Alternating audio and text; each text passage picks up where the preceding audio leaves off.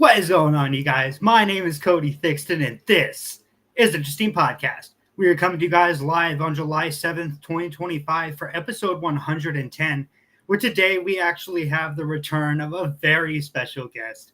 And now, ladies and gentlemen, it is an absolute pleasure to reintroduce to you guys CHARLY AVELL.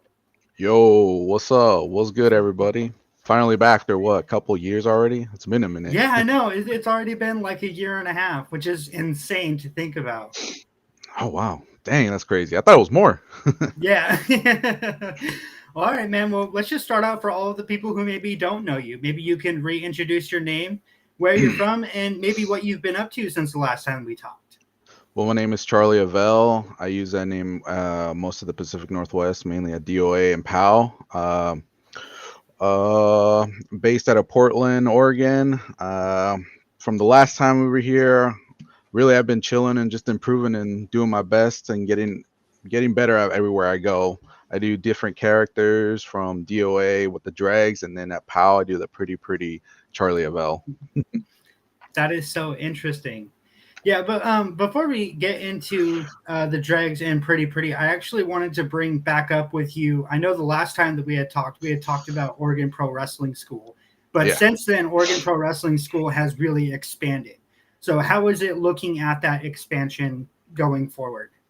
So Oregon Pro Wrestling School has, like you said, it's expanded. It's way bigger than from when I first started back in 2021, from a small building to a medium-sized building, and now it's a larger building with we can fit like multiple wrestling rings, so we can have a bunch of students train on one ring and then the other ring. As for like the class size, I know the beginners class has increased a lot. I haven't been in one in quite a while, but I know at our advanced class we are getting new students like almost every other month or somewhere around there. That is so interesting. Yeah, I had heard from King Naja that when you look at the talent that is coming in and them growing as professional wrestlers, what we can expect from the future when it comes to Oregon Pro Wrestling School is tremendous. Have you kind of seen that same exact feeling? Yeah, no, it has. It's a lot. There's been a lot of improvements, and a lot of new. The students are like progressing way faster and better than before, so you're just gonna see a bunch of OPW students taking over. That is so cool. Yeah, so how did you feel about your overall 2025 experience? Are you happy with how far you've come in this year? Dude, my overall 2025 has been solid so far. First half, I'm hoping the second half continues to get better as well, but I know I've like improved so much compared to the previous years, and I've done a bunch more the way of ending my 2024 and starting my 2025. I've won the DOA tag team belt and currently hold the POW championship, the main belt over in POW Pro Wrestling. That is so awesome. Yeah, one thing that like I find really interesting and something that I've talked with people over is wrestlers being able to grow onto somebody. Have you ever felt like throughout your career, like the more that people watch you, the more that they understand who you are as a wrestler, the more you grow on them as like being a top favorite and whatnot? Yes, I've noticed that whenever I interact with fans after the shows. I know I've had some Dave ones when I first started in 2018 that still see me to this day and have been following me since then. So I get a lot of feedback, whether it's good or bad, but mostly it's been good. So that's good. Well, that's awesome, man.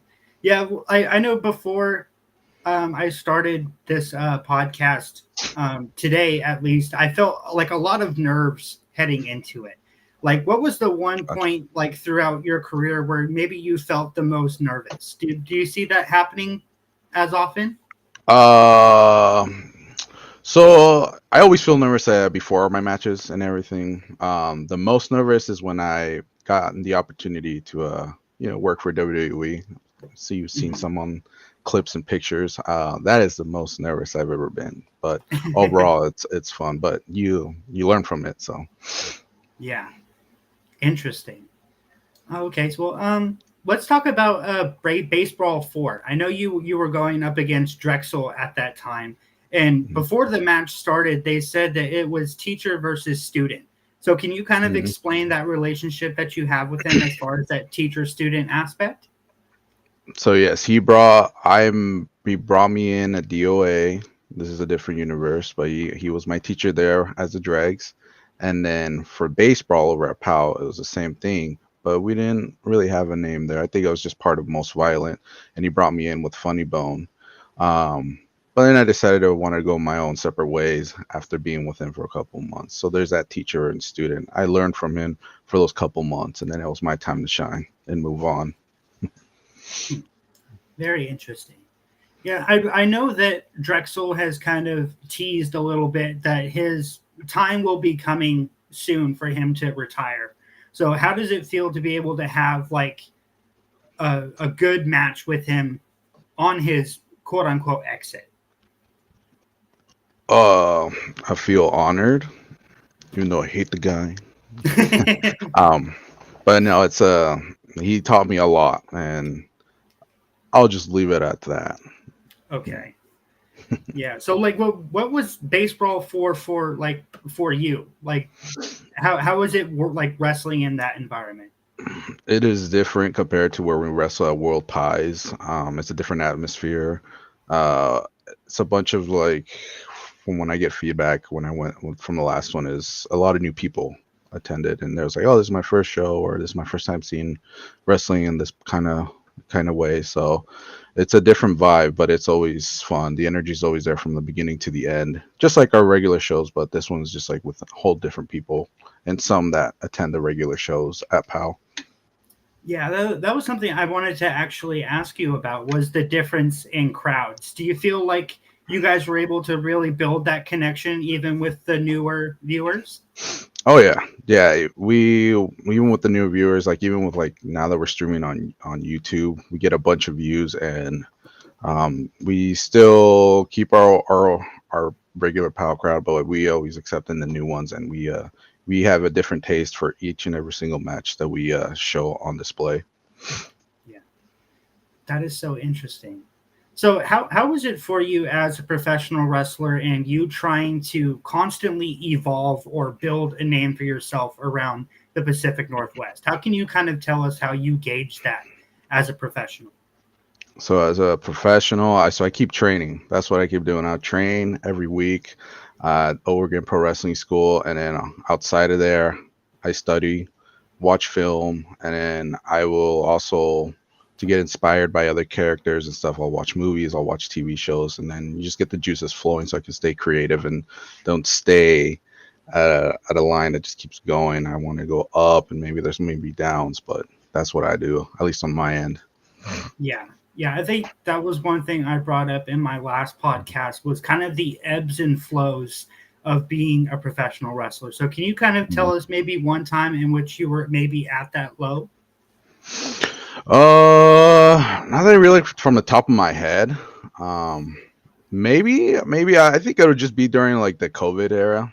Mhm. Like I didn't know what I was doing for that one year where we couldn't do anything, and then I got the opportunity to go to the Nightmare Factory, so that's when the juices started flowing again. But I think it was during the COVID era. I was like, what am I doing? I'm not doing anything. Obviously, we're all in lockdown. Can't do much. All I can do is just watch wrestling, and that's it.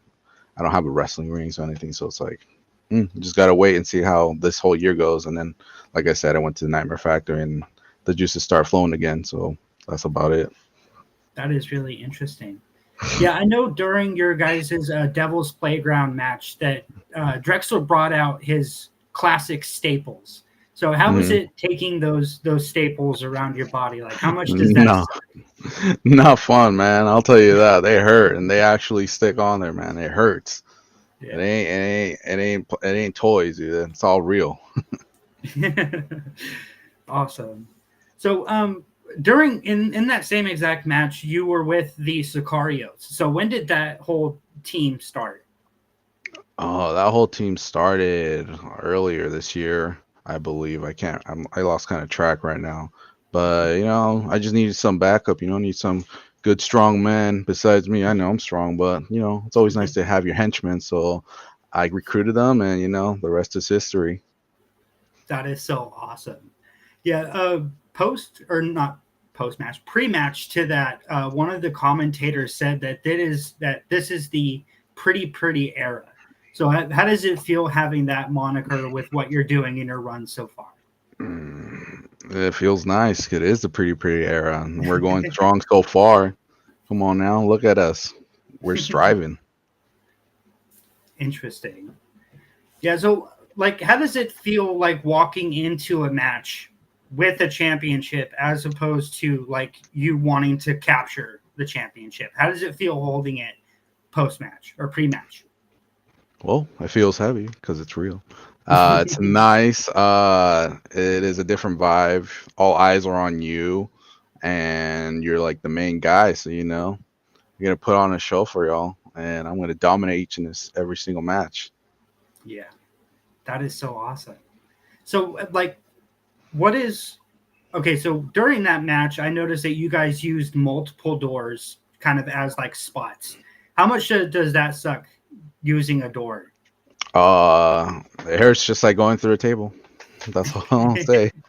It ain't fun, especially whoever's getting hurt. I was fine. I mean, I did get hurt.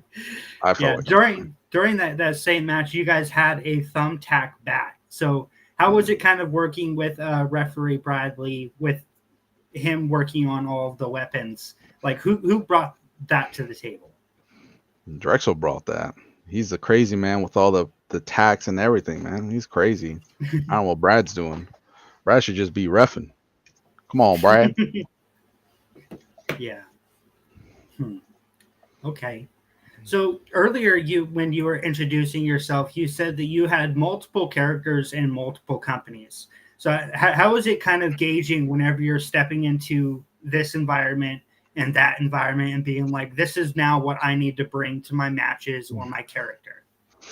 So when it comes to that situation, I usually like prep a day before or something like that, or even like show day where I'm like, oh yeah, this guy and I'm gonna be this guy. So I just try to get mentally in with the character and just feel off the vibes and see how it goes. Right now, the pretty character is going pretty well, and it's easier to get into that mode now. And obviously, I'm the drag, been doing that for a while, so it's like it's easy to just turn to that character in an instant. Yeah. So like, do you plan on like which one do you plan on more bringing to the showcase in 2025? So far, it's looking like pretty's taking over. So I think that's the one that's gonna stick around for a while. Yeah. We'll see how dregs are going. Yeah. So can you kind of like explain to people who maybe don't know like what is the pretty character? The pretty character is like your Fabio about modern 2024, 2025. He loves his flowers. He loves the attention. He likes the pictures in the camera, everything. The looks may fool you, but you never know. It can snap in a second, just take you down in an instant. Interesting. So, like, what was it for you when you actually won the POW Pro Wrestling Championship? Like, how much did that kind of maybe boost yourself up a little bit? Yeah, it's like the video games. My rating overall went up, so I was like, let's go. I'm the top guy now. Ain't nobody gonna mess with me. Had multiple people come through, but my ratings just keep going up. Interesting. Yeah, one thing that I find really fascinating and something that I have just seen recently online when it comes to debates on people's posts and whatever is professional wrestlers actually earning their title opportunities. And like the amount of work that it takes for you guys to be able to draw in a crowd or attach to a crowd, to really showcase that you deserve a championship match. How is that as a professional wrestler? Can you kind of walk us through that a little bit? So for me, I had to go through many obstacles and challenges. It wasn't that easy. Come on now. Um, when I first started at POW, I wrestled a panda, their POW panda, back in like 2022, or I can't remember what year it was. And I went through multiple wrestlers, and look how far I am now. I've improved a lot, and I can tell. from there, I don't know. There was like I said, there's the ups and downs. But right now, I'm just going up. So I mean, it's not an easy path. For some, it is, but for me, I know I've gone up and down. Yeah, very interesting. Well, let's start to talk about your rivalry with Amira, because I know that that's probably going to continue later on this year, especially when she gets back from Japan. Just like she said, she's coming after you. So how is it working with her, or having to realize that now you have to watch your back? Yeah, I watch my back, but I got my buddies taking care of me. So the Sicarios are gonna be watching my back as well. So whenever she comes back, she can try and do something. But I don't know. We'll see what she learned over there in Japan. Very interesting. Yeah. Awesome. So the last match that you had where you actually defended the Power Pro Wrestling Championship was up against Chris Brady. So how was it working with him in that match and telling that story? Wrestling Chris Brady, everybody's favorite homeboy in that spot. Um, he's an interesting fella, little homeboy there. But he put on a good fight, and he could try next time when he's gonna be on that rumble that they got going on next month at POW, multiple maniacs. So he can come back and try again and see if he wants to hit his moonsault. I forget the name of it, but he's a fun guy to wrestle. Yeah. Yeah, I had noticed during that match that you guys did a hurricanrana off of the top rope.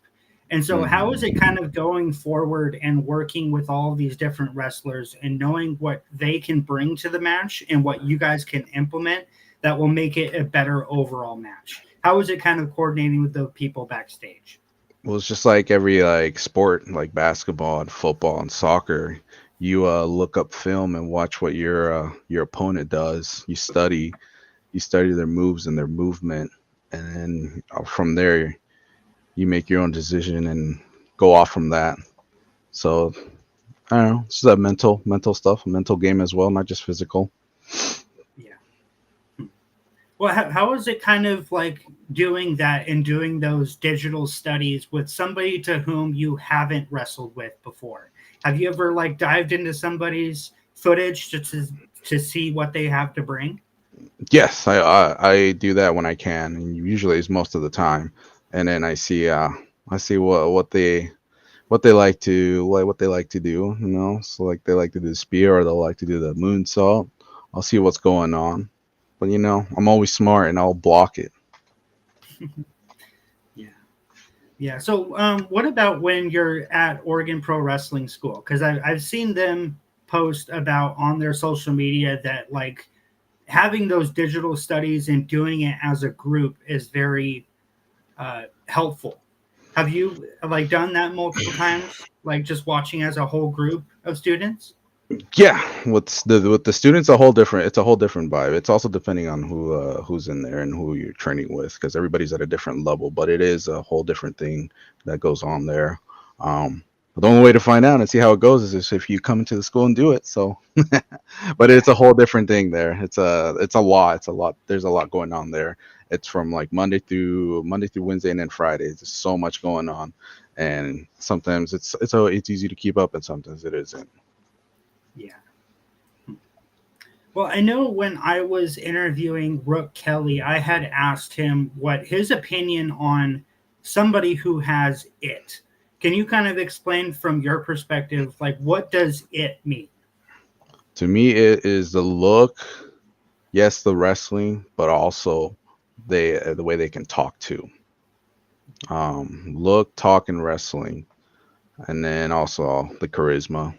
That's all I can think of right now. But that's to me is what's it, and I feel like I have most of that, and I know I'm still improving and learning each and every single day. So that's what I think. So everybody has a different opinion. Yeah. Well, I know that there was a couple of people that I have talked to where we were talking about how it's better for you to get a reaction out of the crowd, whether it be good or bad. Getting a reaction out of the crowd is of utmost importance. So have you kind of seen that throughout your career and looking at all of these different wrestlers and being like they just didn't get a reaction? No, I get a reaction all the time, man. Because I work on my art and craft, so I get a reaction all the time, whether it be at DOA or PAL. It's just putting in the work and not forcing it. I get it. I'm good. So Yeah. Interesting. So like we were just talking about the Hurricanrana off of the top rope. What is the worst bump that you've ever taken in your career? So far, let's see. What can I think of? Oh, I think the worst ones would probably be like the ones coming off from the top.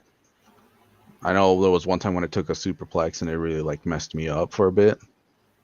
But I think that, and then anything that involves tax. I've been through tax before.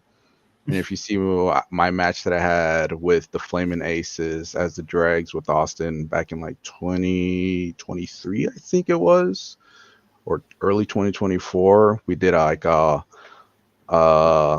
is it? It was kind of like a not a last man standing, but it's like a hardcore match. And I went through a chair that had barbed wire in it. That one was one of the ones that hurt too, but I'm fine. Yeah, definitely. Like, do you feel like you build a tolerance for pain as you go throughout your career?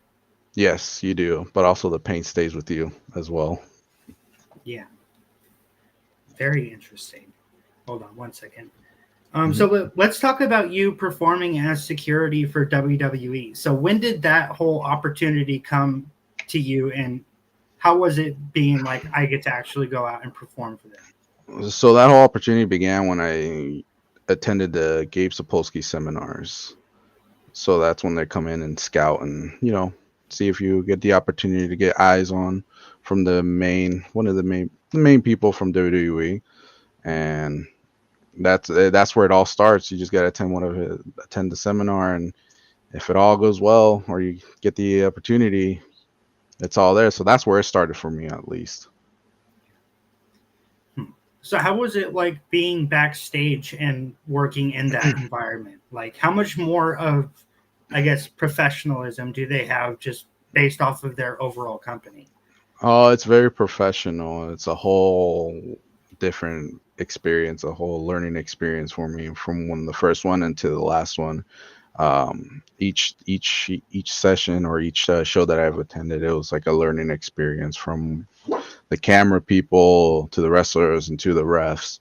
It's just the whole thing that is definitely worth experiencing for any professional wrestler out there that gets the opportunity to do that kind of stuff. It's a good vibes. So I'll tell you that it's all good vibes. That is so interesting. Is there anybody that has a notable name that you were able to run across when you were backstage?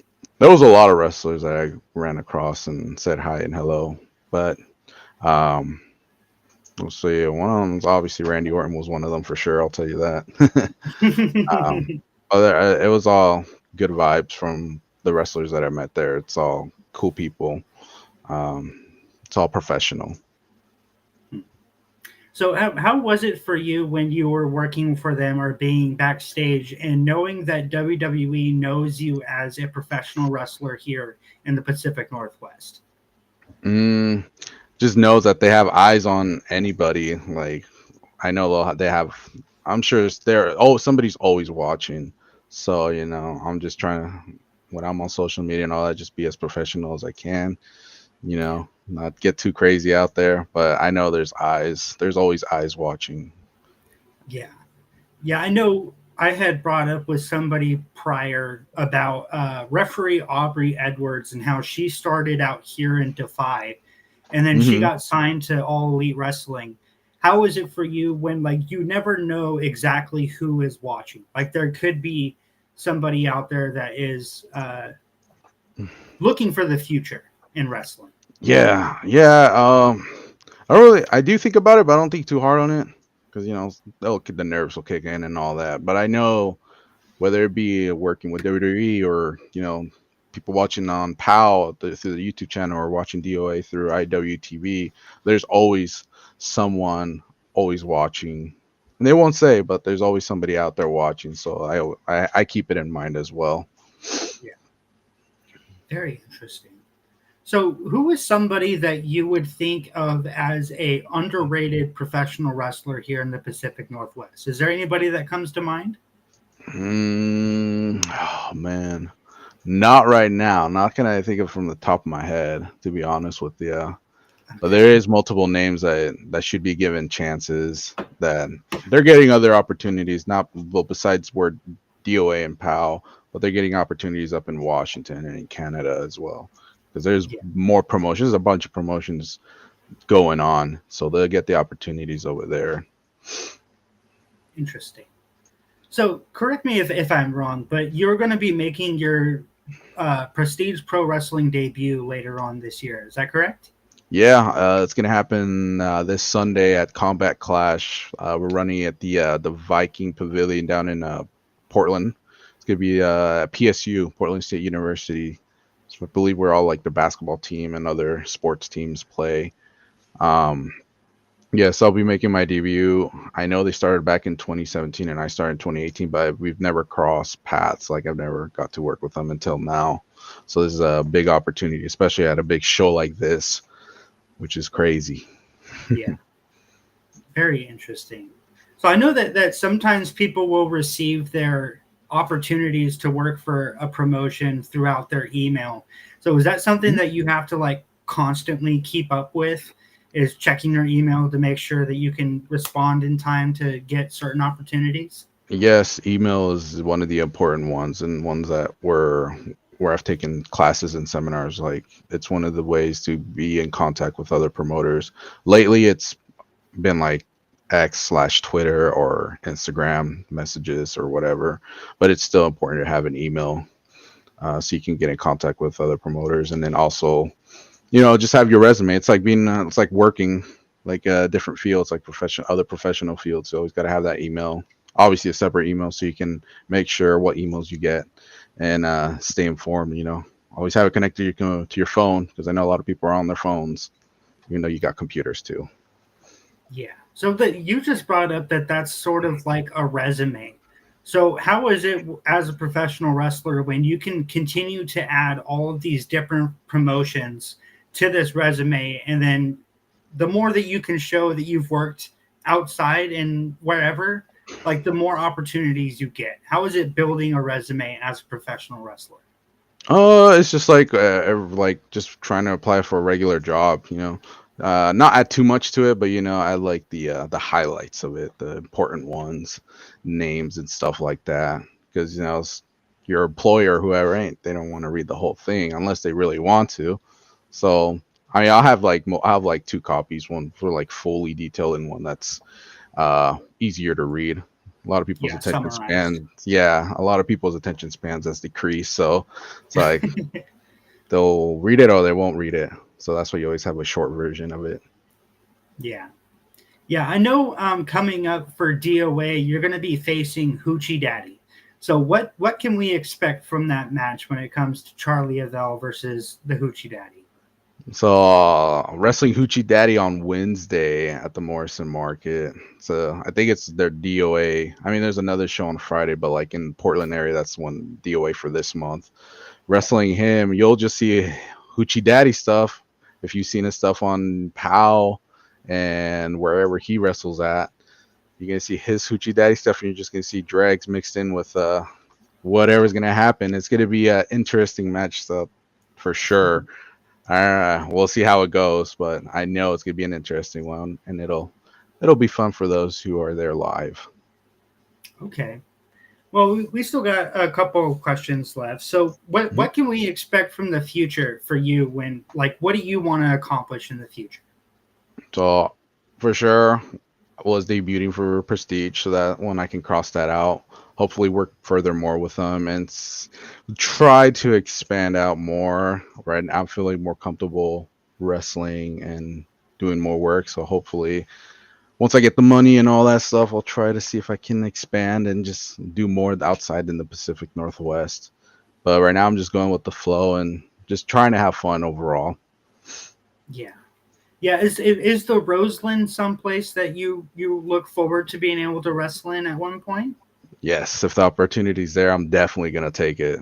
Wrestling at the Roseland, obviously being there and attending the shows, the energy is always high there, and it's like a big show. It's like what I'd put it like the WrestleMania for the Pacific Northwest at the moment. Yeah, that is so cool. So, like, what do you want to accomplish throughout the rest of this year? Like, what are some of your major goals?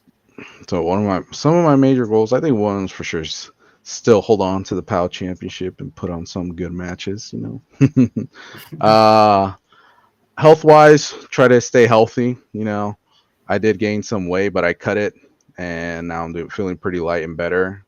So I'm trying to maintain where I'm at health wise and weight wise. Right now, that's all I can think of right now, to be honest with you. But I know that I have some goals on my notes that I'd have to look through, which I haven't yet. But those are the ones that I can tell you at the top of my head right now. No, man, it is awesome just to be able to sit down with you and just go throughout these lists of questions and just know more about what Charlie Avell wants to accomplish. Like, thank you so very much for joining me, man. Oh man, thank you for inviting me. You know, it's always nice to have an update every now and then. I know we haven't done it in a while, so just having a new episode and just see what I've been up to is pretty nice. Awesome. But yeah, no, it's always fun. I always have a pleasure doing these podcasts or whomever. I know this is my second time with you, so I'm always down to do another one in the near future. Sounds good, man. Well, I hope you have a very, very good night, and I cannot wait to see you when you come back to Independence. Oh yes, sir. Yeah, we're back in Independence in September. I just saw it at the DOA page. Someone asked about it, so it's like September is what I read. So we'll be back there in September. Don't know what day yet, but yeah, September we'll be back there, and then we'll be back in Portland with DOA on September as well. Well, we'll be there in August, but it's going to be the Queen of Thorns, so that's something to watch out for. Hell yeah. Well, all right, man. Well, I hope you have a very, very good night, and I cannot wait to talk to you later. Yeah, you too, man. Thank you. Appreciate you having me on this. Well, all right, you guys. So that was Interesting's podcast interview with Charlie Avell. Make sure to hit that like, subscribe button, ring that notification bell so you guys get notified whenever I upload content. Make sure to go and follow me on social media at CodyT503. That's Twitter, Instagram, and TikTok. I hope you all